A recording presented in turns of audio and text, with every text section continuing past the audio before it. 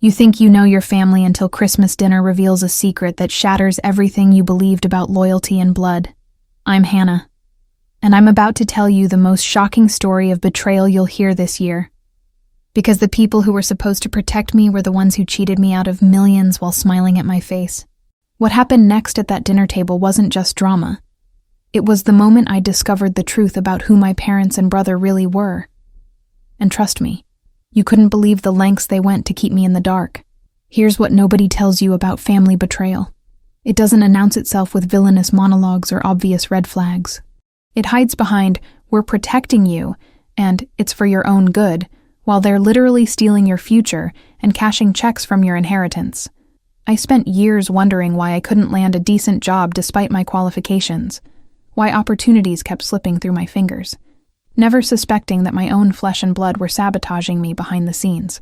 The infidelity to basic human decency, the way they lied and humiliated me while playing the role of loving family, it's the kind of thing that makes you question everything you thought you knew about the people who raised you. But this story isn't just about what they did. It's about what my grandfather exposed that Christmas Eve when he slammed his fist on the table and demanded to know why a stranger was running the multi-million-dollar company he'd put in my name. That's when the lies started unraveling. When the police got involved. When the shocking evidence revealed a conspiracy so calculated and cold-blooded that even the officers taking statements seemed stunned. And the revenge? Well, let's just say karma had been taking detailed notes for years, waiting for the perfect moment to collect what was owed. If you've ever trusted someone completely only to discover they were playing you the whole time, this story will hit different.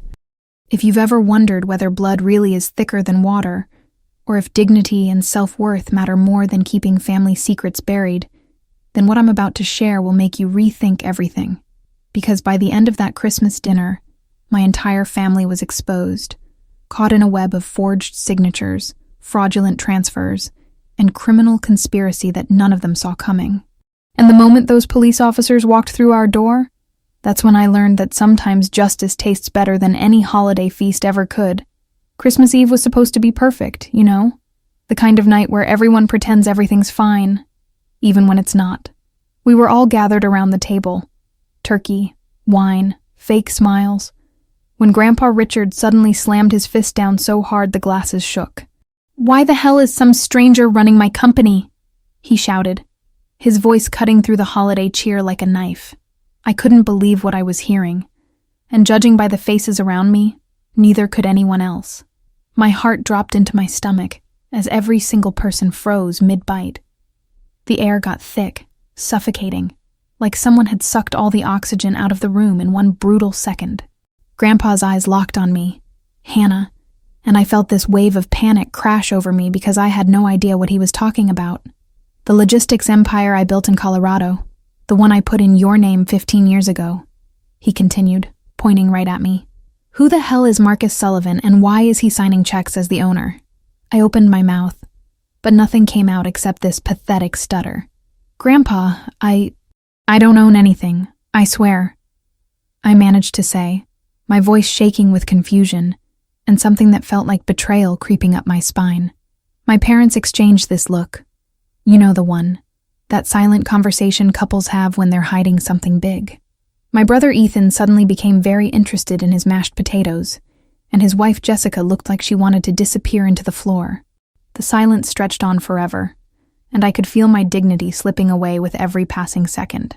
"A business partner called me yesterday," Grandpa said, his voice now eerily calm, which somehow made it worse. "Congratulated me on the new leadership. Said Marcus Sullivan was making impressive changes to the cold storage operations." He pulled out his phone, and I saw my dad's face go completely white, like he'd seen a ghost, or maybe just realized he'd been caught. "You know what the worst part is?" Grandpa's voice cracked just a little, and I saw something I'd never seen before. Hurt behind his anger. The company was worth millions, built from nothing. His legacy, and somehow it had vanished from under my nose without me even knowing I'd lost it. Then he said something that made my blood run cold. "Don't worry, sweetheart. The police are already on their way." And that's when I knew. This Christmas dinner was about to become something none of us would ever forget. I tried to keep my voice steady, but inside I was falling apart, piece by piece. "Grandpa, there must be some mistake," I said, forcing a smile that felt like it might crack my face in half. "I don't have any company in my name. I've never even seen paperwork about it." But even as the words left my mouth, I could feel the truth lurking somewhere in the shadows, waiting to destroy everything I thought I knew about my family. My mom jumped in real quick, too quick, like she'd been rehearsing this moment. "Dad, you're exhausted. It's been a long year," she said with this syrupy, sweet voice that made my skin crawl. "Maybe you're confused about the details?" The way she said it, so dismissive, so patronizing, it made me realize she knew something, and the betrayal started setting in like poison. My brother Ethan nodded along like a puppet, adding, "Yeah, Grandpa, let's not ruin Christmas over some business confusion." But Grandpa Richard wasn't having it, not even a little bit. He pulled out this thick manila folder from under his chair. He'd come prepared, and that's when the real fear kicked in. "Confused?" he said, his laugh bitter and sharp. "My accountant sent me the latest tax filings 2 days ago. Marcus Sullivan's name is all over them as sole proprietor and CEO. He spread the documents across the table like he was laying down a royal flush, and I watched my father's hands start to tremble. Dad cleared his throat, and I could hear the panic he was trying to hide. "Look, this is a family matter. We can discuss it privately after dinner," he said, reaching for the papers. But Grandpa slapped his hand away. "Private?" Grandpa's voice rose again. "You want to keep stealing from my granddaughter in private?" The word stealing hung in the air like smoke, and suddenly I understood. This wasn't a mistake or confusion. This was something darker.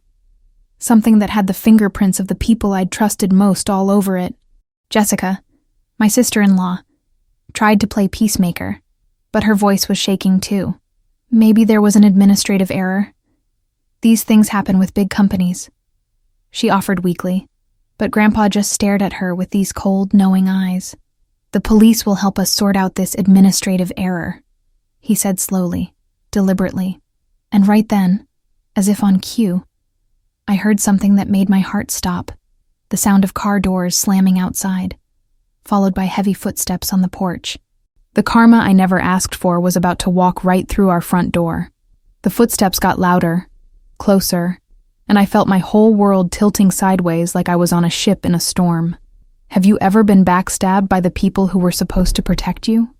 I found myself thinking, my mind racing through every memory, every moment I'd trusted them blindly.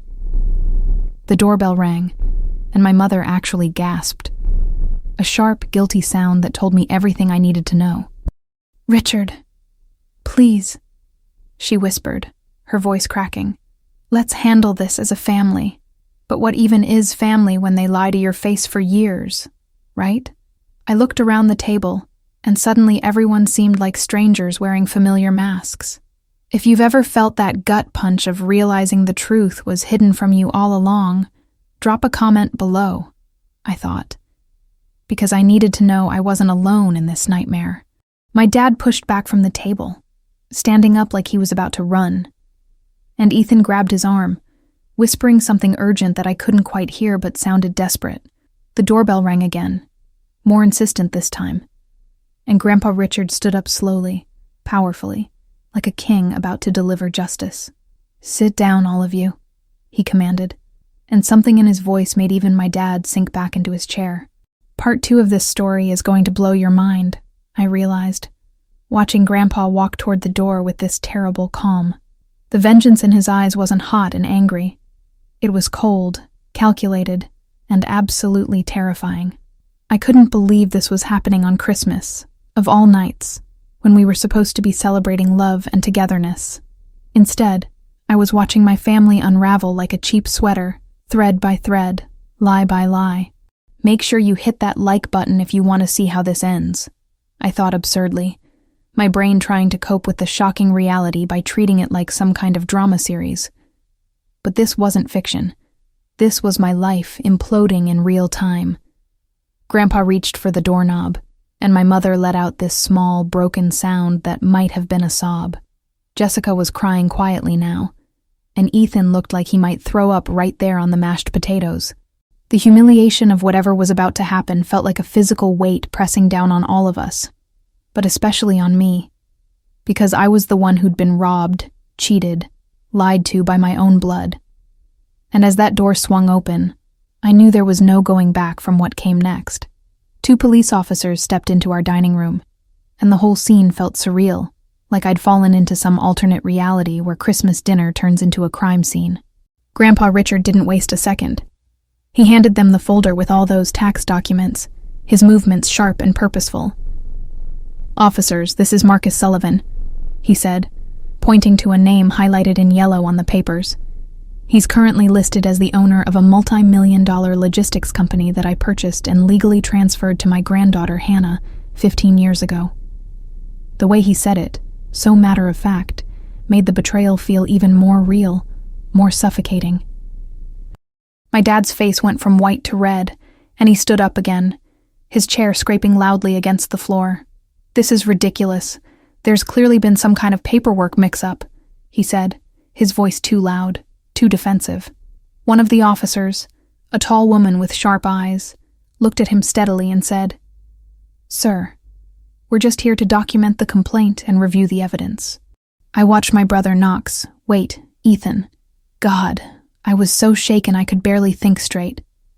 Try to catch Dad's eye, shaking his head slightly like he was begging him to shut up. Mom's hands were trembling as she reached for her wine glass, and I noticed she drained it in one gulp. "Officers, my father is elderly and sometimes gets confused about business matters," she said. And I felt something inside me break at how easily she threw Grandpa under the bus. "We've been managing Hannah's assets responsibly, that's all." The way she said responsibly made me want to scream, because what part of stealing someone's entire company is responsible? The justice I'd never thought I'd need was standing right there in uniform, and I didn't know whether to feel relieved or terrified.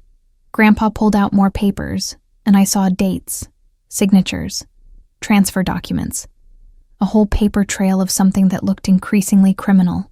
"This document shows the company was transferred entirely out of Hannah's name 3 years ago," the officer said, examining the files. "Can you explain why she wasn't notified or consulted?" The silence that followed was deafening.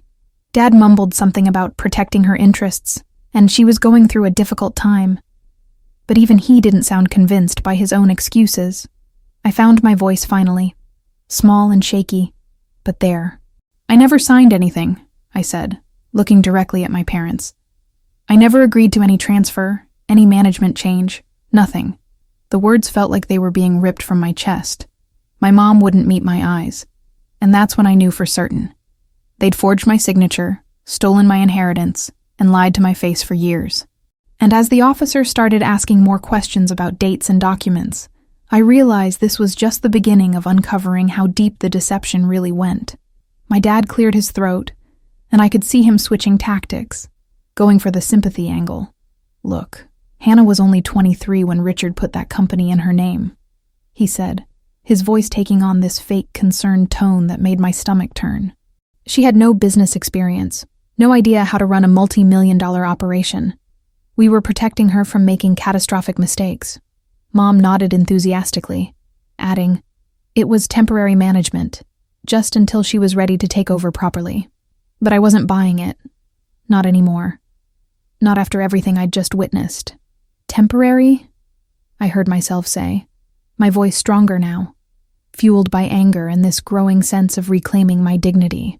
"Then why does the transfer document say permanent and irrevocable?" I pointed to the exact phrase that one of the officers had just read aloud. Ethan jumped in quickly. "That's just legal language, Hannah. It doesn't mean what you think it means." The way they were all scrambling, throwing out excuses like confetti, told me everything I needed to know about their guilt. Grandpa Richard's lawyer, I hadn't even noticed he'd arrived, must have come in with the police, stepped forward with his own briefcase. If this was truly temporary management for protective purposes, he said in this cool, professional voice, why wasn't a trust established? Why wasn't Hannah listed as a beneficiary or future owner? He pulled out more documents, and I watched my family's carefully constructed house of lies start crumbling. Instead, we have a complete transfer of ownership to Marcus Sullivan, who happens to be—" He paused dramatically. "Your business partner, Mr. Hayes, correct?" The room went so quiet you could hear the Christmas music still playing softly from the living room. Some cheerful song about joy and peace that felt like a cruel joke. My mother's face crumpled, and she actually started crying. These big, dramatic sobs that might have worked on me a year ago, maybe even a day ago. "We were going to tell you," she choked out. "We were going to give it back when the time was right." But the officer writing notes looked up sharply and said, "Ma'am, that sounds like an admission of unauthorized transfer." I felt this weird mix of vindication and devastation washing over me in waves. Part of me wanted to protect them, to make this all go away, because they were still my parents, still my brother. But another part, the part that had been humiliated and shamed and robbed of my future, wanted to watch them face the consequences of their betrayal. "The question is," the lawyer continued, looking directly at me now, "do you want to press charges, Hannah?" And suddenly everyone's eyes were on me, waiting for my answer, and I realized the power had shifted completely. Grandpa's lawyer didn't wait for my answer. He just kept going, pulling out document after document like he was performing some kind of legal magic trick. "Let's talk about inconsistencies," he said, spreading papers across the dining table that was still covered with our abandoned Christmas dinner. This signature supposedly belonging to Hannah. Notice how the pressure points are different from her actual signature on her driver's license and passport. He held them up side by side, and even I could see the differences. The way the loops didn't quite match, how the slant was wrong. The officers leaned in closer, examining the documents with growing interest, and I watched the color drain from Ethan's face. "There's also the matter of dates," the lawyer continued, flipping to another page. "According to these transfer documents, Hannah supposedly signed over the company on March 15, 2021, a date when phone records and social media posts show she was actually in Seattle for a friend's wedding. My brother started to say something, then stopped, his mouth opening and closing like a fish out of water. The truth was closing in on them from every angle, and there was nowhere left to hide. Furthermore, the lawyer said, adjusting his glasses, the notary stamp on these documents expired 6 months before this alleged signing took place. He pointed to a small detail I never would have noticed, but it was there. Clear evidence that something was seriously wrong with the paperwork. My dad actually laughed, this nervous, desperate sound. These are just technicalities, administrative oversights that happen in complex business transactions, he tried to argue. But the female officer shook her head slowly. Sir, forged signatures and fraudulent notarization aren't oversights. They're felonies. I couldn't believe how deep this rabbit hole went, how much planning and deception had gone into stealing from me. There's also the issue of power of attorney limitations, the lawyer added, pulling out yet another document. Even if Hannah had granted you temporary management authority, which she didn't, Texas law prohibits using such authority to transfer ownership to third parties without explicit written consent. Each word was like a nail in their coffin of lies, and I could see my family starting to turn on each other. Panic setting in. Mom suddenly pointed at Ethan. "This was your idea," she said, her voice shrill. "You said it would be simple, that Hannah would never find out." My brother's eyes went wide with shock and betrayal. "Are you serious right now?" He shot back. "You and Dad were the ones who introduced me to Marcus Sullivan in the first place." The family drama was exploding right there in front of the police, everyone trying to save themselves by throwing someone else under the bus. And I just sat there, watching the people I'd loved and trusted my entire life reveal who they really were. Then the lawyer dropped a bomb that made everything else look like child's play.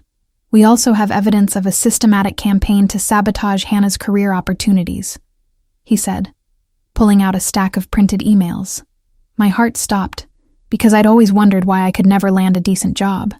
Why interviews that went amazingly well always ended in sudden rejections.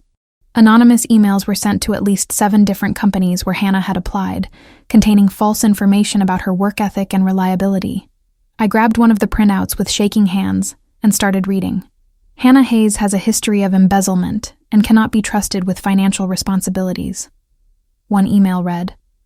Another claimed I had severe psychological issues that make her unfit for professional environments. I couldn't believe what I was seeing. Someone had deliberately destroyed my career, my reputation, my chances at building a life independent of my family, the infidelity to basic human decency, the cheating they'd done to keep me dependent and controllable. It all made horrible sense now. We traced the IP addresses, the lawyer continued, and I saw my dad close his eyes like he was bracing for impact. Every single one of these emails originated from this address. Your family home. The officer taking notes looked up sharply. That's pretty damning evidence of conspiracy and defamation, she said. Jessica, my sister-in-law, suddenly burst out crying. I didn't know it was this bad, she sobbed. Ethan, you told me it was just about managing the business. You never said anything about ruining her job prospects. My brother stood up so fast his chair fell backward. You're all insane if you think I'm taking the fall for this alone, he shouted, pointing at our parents. Mom was the one who wrote most of those emails. I just helped with the technical stuff. The way they were turning on each other, the family betrayal playing out in real time, would have been satisfying if it wasn't so devastating. These were the people who'd raised me, who'd taught me about loyalty and honesty, and they'd been systematically destroying my life for years. There's a clear pattern here, the lawyer said, his voice cutting through the chaos. Isolate Hannah financially by stealing her inheritance, then sabotage her career options to keep her dependent and unaware. He looked at me with something like pity. They needed you to believe you were incapable, that you needed them, so you'd never question where the company went or why you weren't prospering. The revenge I hadn't even known I needed was unfolding before my eyes. But it felt hollow, because it meant accepting that my entire family had conspired against me. And judging by Grandpa Richard's expression, he had one more revelation that would change everything. Grandpa Richard stood up, and suddenly the whole room fell silent. Even my parents stopped their desperate blame game. I want everyone to know something, he said, his voice steady but carrying this weight of finality that made my chest tight. I've suspected something was wrong for about 6 months now, ever since Hannah mentioned she was struggling to find work despite her qualifications. He looked at me with such tenderness that I almost started crying. So I hired investigators, ran audits, and consulted with lawyers to understand exactly what had been done to my granddaughter. My mom made this small whimpering sound, like she already knew what was coming and couldn't bear to hear it. 3 weeks ago, I updated my will, Grandpa continued, pulling out yet another document from what seemed like an endless supply. I've removed David, Margaret, Ethan, and Jessica as beneficiaries entirely. The shock on their faces would have been comical if the situation wasn't so tragic. Everything, the properties in Colorado, the investments, the savings, all of it, goes to Hannah now. Dad, you can't, my father started, but Grandpa cut him off with a sharp gesture. I absolutely can, and I did, he said firmly. You stole from her, sabotaged her, lied to her face for years while pretending to be loving parents. His voice cracked slightly. That's not family. That's criminal conspiracy. I watched as the reality of their payback sank in. They hadn't just lost the company. They'd lost everything they'd been counting on. All their future security gone in one decisive stroke. But Grandpa wasn't done yet. The lawyer handed him a final folder, and I could see it was thicker than all the others. Now, let me show you the smoking gun, Grandpa said, spreading out bank statements and transfer records. These documents show payments from Marcus Sullivan's business account directly into accounts belonging to David and Margaret Hayes, $2.3 million over the past 3 years. My mother gasped, and my father looked like he might have a heart attack right there. You didn't just steal Hannah's company. You sold it and pocketed the money. The lawyer pointed to highlighted sections showing regular monthly transfers, all meticulously documented. And this signature authorizing the sale? He said, holding up another document. Forensic analysis confirms it matches Ethan Hayes' handwriting, not Hannah's. My brother looked like he wanted to disappear, to sink through the floor and never come back. The karma they'd earned through years of betrayal was finally catching up to them, and there was no escape, no more excuses, no way to spin this as anything other than what it was. A calculated, cold-blooded theft from their own daughter and sister. And as the officers started taking official statements, I realized this Christmas dinner had just become the beginning of my family's complete destruction. The female officer stepped forward, her radio crackling with static as she called for backup documentation. Based on the evidence presented here tonight, We'll need to take formal statements from everyone involved," she said, her tone professional, but firm. My father tried one last desperate play, standing up with his hands raised like he was surrendering. "Officers, surely we can resolve this as a family matter. Press charges would tear us apart, destroy everyone's lives over what amounts to a misunderstanding." I felt this surge of anger so hot it almost burned. "Misunderstanding?" I heard myself say, my voice shaking with rage I didn't know I had in me. "You stole millions from me, ruined my career, forged my signature, and lied to my face every single day for 3 years. And you call that a misunderstanding?" The dignity I'd lost over those years came rushing back all at once, and I stood up to face them. "This isn't about tearing the family apart. You already did that when you betrayed me for money." My mother reached out toward me, tears streaming down her face. "Hannah, please, we're still your parents, we still love you," she pleaded. But the words rang hollow, empty, like coins dropping into a well that had run dry. "Love doesn't steal," I said quietly. "Love doesn't sabotage. Love doesn't forge signatures and cash checks from selling what isn't yours."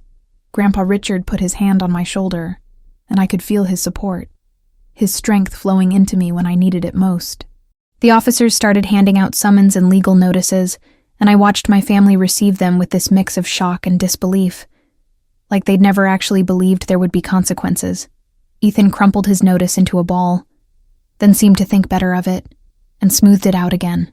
Jessica was crying into her hands, and my parents just stood there looking shell-shocked. "You'll each need to appear at the county courthouse next week," the male officer said. "I strongly suggest you retain legal counsel." As the police prepared to leave, securing copies of all the evidence for their files, my father made one final attempt. "Hannah, if you pursue this, it won't just hurt us. It'll hurt you too. Drag your name through the mud. Make everything public," he said, and I could hear the threat hidden in his concern.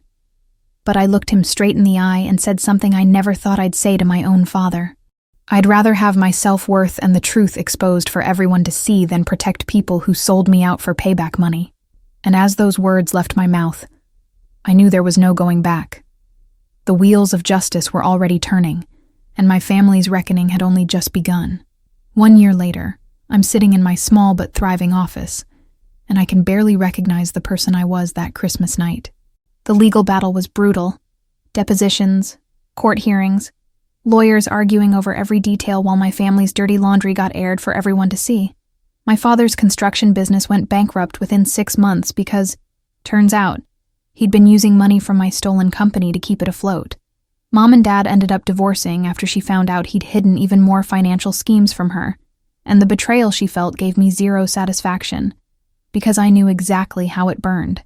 Ethan took a plea deal.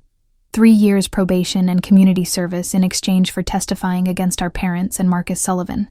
Jessica left him, took the kids, and moved back to her hometown in Wyoming. And honestly, I don't blame her one bit. The shocking part wasn't even the legal consequences. It was watching people I'd known my whole life transform into strangers who'd do anything to save themselves. My parents both got convicted of fraud and conspiracy, though they avoided jail time due to their age and agreeing to pay massive restitution that they'll probably never be able to afford. I only recovered about 40% of what the company was worth by the time the courts sorted everything out. Marcus Sullivan had already sold off assets, dissolved contracts, and basically stripped everything valuable before disappearing into some legal loophole that let him keep most of the money. The justice system did what it could, but the reality is that financial crimes like this rarely result in full recovery. Still, what I got back was enough to start fresh, to build something new that was truly mine and couldn't be stolen because I'd learned how to protect it properly. Grandpa Richard moved into a condo near my new office. He says he wants to be close by to see me succeed, but I think he just can't stand being around the rest of the family anymore. We have lunch together twice a week, and he's been teaching me everything he knows about business, about reading people, about building something that lasts. He's the only family I have left, really. And that used to make me sad, until I realized that quality matters more than quantity when it comes to the people in your corner. The weirdest part is how normal everything feels now, like that Christmas dinner was some fever dream that happened to someone else. I started a consulting business helping small logistics companies optimize their operations, and it's been growing steadily. Nothing massive, nothing flashy, just honest work with honest people who sign their own documents and mean what they say. And sometimes, late at night, I think about my parents and brother and wonder if they ever truly understood what they destroyed. Not just my inheritance, but the basic trust that holds families together. But then, I remember that I'm building something better now, something that no one can take away, and I sleep just fine. About 6 months into running my new business, I started getting messages from people who'd heard about my story. Victims of family betrayal reaching out because they didn't know where else to turn. There was Maria, whose sister had emptied their mother's estate while she was grieving, and Tom, whose brother had forged documents to steal his half of their father's restaurant. Reading their stories felt like looking into a mirror that reflected back all the pain and confusion I'd experienced, and I realized I couldn't just ignore them. I started spending my evenings responding to these messages, offering whatever guidance I could based on what I'd learned from my own nightmare. Document everything, I'd tell them. Save every email, every text, every piece of paper. Because people who betray you will lie about it later, and you'll need proof. I'd recommend forensic accountants, explain how to file complaints, share resources about estate fraud and financial elder abuse. It wasn't therapy exactly, but helping others reclaim what was stolen from them gave me the sense of purpose I'd been missing. Eventually, Grandpa suggested I formalize it, create an online forum, maybe write some guides, turn my painful experience into something that could actually help people fight back against family theft and deception. So I did. I called it Reclaiming Dignity, and it grew faster than I ever expected. Hundreds of people joined, sharing their stories of infidelity to family trust, of being cheated and lied to by the people who were supposed to protect them. We became this community of survivors, teaching each other how to navigate the legal system, how to cope with the emotional devastation, how to rebuild after your own blood backstabs you. Christmas used to be my favorite holiday. The lights, the warmth, the togetherness. But after that night, I thought I'd never celebrate it again without feeling sick. Last year, though, I decorated my apartment for the first time since everything happened. Nothing fancy, just a small tree and some lights. But it felt like reclaiming something that had been stolen from me along with everything else. Grandpa came over, we made dinner together, and we toasted to new beginnings and to the courage it takes to demand justice even when it costs you everything familiar. Now, when Christmas approaches, I don't see it as the anniversary of when my family fell apart. I see it as the day I learned that blood doesn't automatically mean loyalty. That family is something you choose based on character, not chromosomes. That forum I created has helped dozens of people recover stolen assets, press charges against family members who committed fraud, and most importantly, understand that wanting justice doesn't make you vindictive or cruel. Sometimes love means holding people accountable, even when, especially when, they're family. And that lesson, as painful as it was to learn, has become the foundation of everything I've built since. So that's my story, raw, painful, and ultimately about reclaiming everything they tried to take from me. Now I want to hear from you. Have you ever experienced betrayal from someone you trusted completely? Maybe it wasn't millions of dollars or a stolen company, but betrayal comes in all sizes, and the pain is just as real whether it's about money, secrets, or broken promises. Drop a comment below and tell me, what would you have done in my situation? Would you have pressed charges against your own family? Or would you have tried to keep it quiet to avoid the public humiliation and shame? Here's what I really want to know. Do you believe that family deserves automatic forgiveness just because they're blood? Or do you think accountability matters more than keeping up appearances? Have you ever had to choose between protecting people you love and demanding the justice you deserve? And if you've been backstabbed by family members, whether it's theft, lies, sabotage, or just emotional manipulation, how did you find the courage to stand up for yourself? Your story matters, and I guarantee someone reading this needs to hear it right now because they're going through something similar and feeling completely alone. Tell me in the comments, what's the most shocking thing a family member has ever done to you? And did you get your revenge, or did you choose a different path? Do you think I was too harsh on my parents and brother? Or do you think they got exactly what they deserved? And honestly, what would you do if you discovered your whole life had been built on lies designed to keep you small and dependent? I'm genuinely curious because navigating family betrayal is one of the loneliest experiences in the world, and sometimes just knowing others have survived it makes all the difference. If this story resonated with you, if it made you think, made you feel something, or reminded you of your own experiences with betrayal and karma, please share your thoughts below. And here's the thing.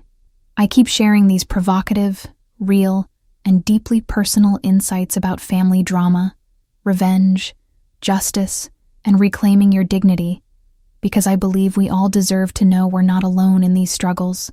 So make sure you subscribe to this channel and hit that notification bell, because I've got more stories coming that will challenge everything you think you know about loyalty, family, and what it really means to fight for yourself. Trust me, you won't want to miss what I'm sharing next. These aren't just stories. They're survival guides for navigating the messiest parts of being human.